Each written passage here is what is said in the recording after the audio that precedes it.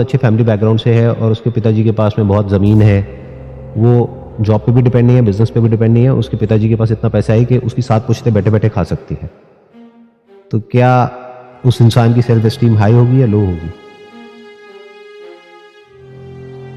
उस इंसान की सेल्फ एस्टीम लो होगी। क्यों? अगर आज वो यहां पर बैठा है और मैं उसको बोलता हूं कि तूने जिंदगी में किया क्या है, जो भी है तेरे पास तेरे बाप का है, तूने तो खुद कुछ किया ही नहीं है, और मैं क्या बोलूंगा? उसका बाप खुद उसको ये बोलेगा, उसको सुनाएगा कि देख मैं वहां से आया था जेब में 20 रुपए लेकर के और आज देख मैंने क्या कर दिया, अरे तुम्हें तो कुछ पता ही नहीं है, तुम तो बेवकूफ हो। ऐसा होता है घरों में? नहीं होता है। तो उसकी सेल्फ एस्टीम हाई है, लो है?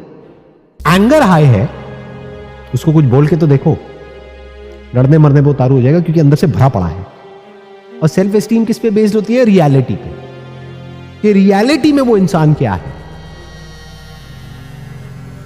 उसकी रियलिटी क्या है कि वो जीरो है। दुनिया की नजर में आप बहुत कमाल हो, धमाल हो, लेकिन अंदर से खत्म हो, खोखले हो।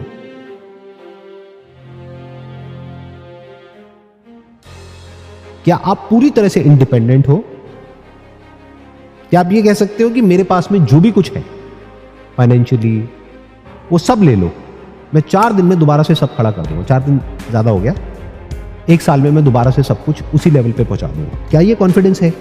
और क्या ये ओवर कॉन्फिडेंस है, या this confidence is based upon your ability, your skill? वहां से सेल्फ एस्टीम बढ़ती है। किसको इंटरेस्ट आता है कि उस हीरो की या उस एक्ट्रेस की बेटी क्या कर रही है, उसका बेटा क्या कर रहा है? ये सब कौन करता है? जिसकी लाइफ में एक्चुअल में ढंग का कुछ भी नहीं है करने के लिए, जिसके पास में कोई मीनिंगफुल गोल होगा, कोई पर्पस होगा, कोई जीने की एक्चुअल में वजह होगी, जो अपने ऊपर काम कर रहा होगा या कर रही होगी, अपनी नॉलेज को, अपनी स्किल को बेटर कर रहा होगा, तो वो कभी भी ऐसी ताका झाकी नहीं करेगा क्योंकि वो बिजी है।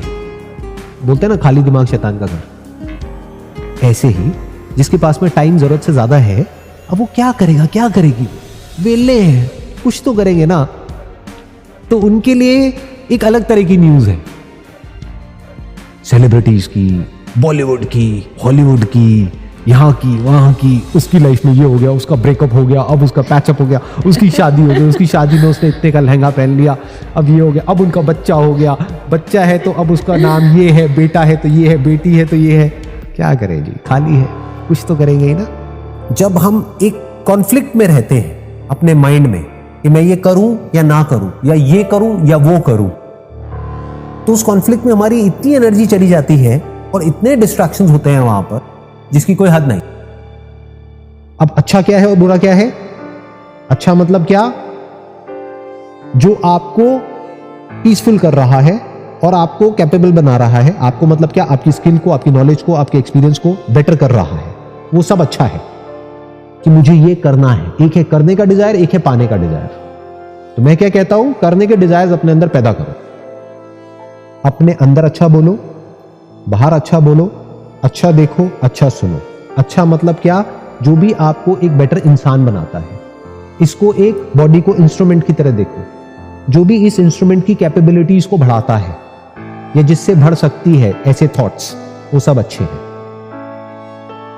अगर अपनी कैपेबिलिटी को बढ़ा लोगे तो जितनी भी चीजें चाहिए उससे ज्यादा आपको मिल जाएगी, आपको मांगनी नहीं पड़ेगी। मांगने से नहीं मिलता इस यूनिवर्स में, अपने आप को कैपेबल बनाने से मिलता है। लॉ ऑफ अट्रैक्शन क्या है? बेसिकली आप सुबह से रात तक जो भी सोचते हो अपने अंदर ही अंदर, आपका दिमाग उस डायरेक्शन में चलने लग जाता है, वो चीजें मैनिफेस्ट होने लग जाती है आपकी बॉडी के लेवल पर, बट एक्सटर्नली नहीं होती है। दोनों में फर्क को ध्यान से समझना कि अगर आप यहां पर बैठ करके सोचते रहो कि खाना खुद चल करके मेरे पास में आ जाएगा, तो अगर आप 1000 क्या 1,00,000 साल तक भी सोचते रहो तो वो नहीं आएगा। अगर ऐसा होता तो वो बच्चा जो कि भूख से तड़प रहा है, उसके पास में खुद खाना चल करके आ जाता, क्योंकि वो सिर्फ और सिर्फ खाने के बारे में ही सोच रहा है या सोच रही है। What is clarity? It has to be linked to the future. तभी क्लैरिटी आ सकती है। तभी आप देखो कि दुनिया में बहुत कम लोग ऐसे हैं जिनके अंदर एक्चुअल में क्लैरिटी है to say yes and to say no, no matter what.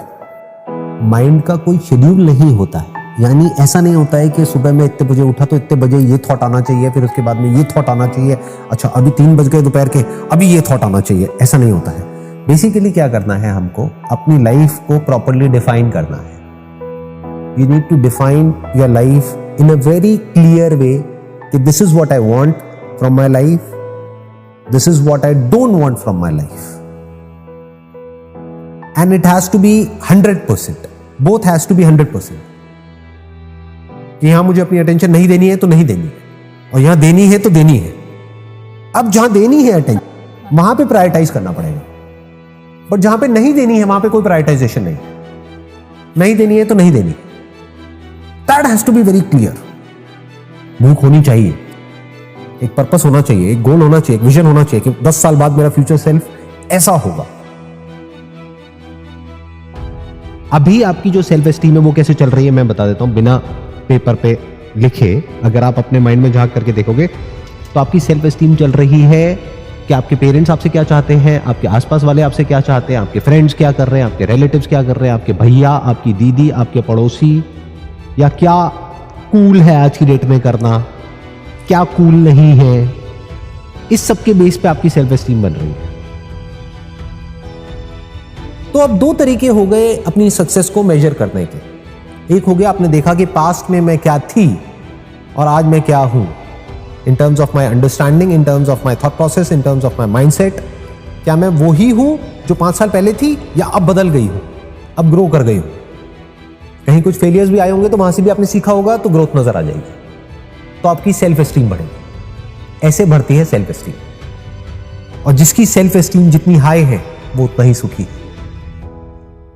ध्यान से समझना, लाइफ में जो रिजल्ट आते हैं वो आते हैं बेस्ड अपॉन जो हमारी छोटी छोटी हैबिट्स होती हैं, जो हम डे टू डे बेसिस पे छोटे छोटे एक्शंस लेते हैं, छोटे छोटे स्टेप्स लेते हैं, जो छोटे छोटे काम करते हैं, उसके बेस पर, ना कि उसके बेस पर कि हम क्या चाहते हैं। कोई भी कुछ भी चाह सकता है, उससे क्या फर्क पड़ता है। अगर एक्सपेक्टेशंस वो थी तो उस लेवल का कुछ करना चाहिए था ना, बट वो आपने किया नहीं, किया इस लेवल का, अब आप रो रहे हो। पास्ट से आप सीखोगे जो आपने सही किया और गलत किया, उसके बेस पर आप प्रेजेंट में कुछ डिसीजंस लोगे। किस बेस पर लोगे? जो फ्यूचर में आप बनना चाहते हो। If you want to learn something new तो उसको एज अ मेडिटेशन देख लो। तो अब आपको अलग से 1 घंटा निकालने की जरूरत नहीं है अपने दिन में। अपने आप को कंपेयर नहीं करना है अपने फादर से, अपनी मदर से, अपने ब्रदर से, अपनी सिस्टर से, या जो भी आपके रिलेटिव्स हैं उनसे, क्योंकि वहां से क्या होगा, या तो आपकी ईगो बढ़ेगी या घटेगी।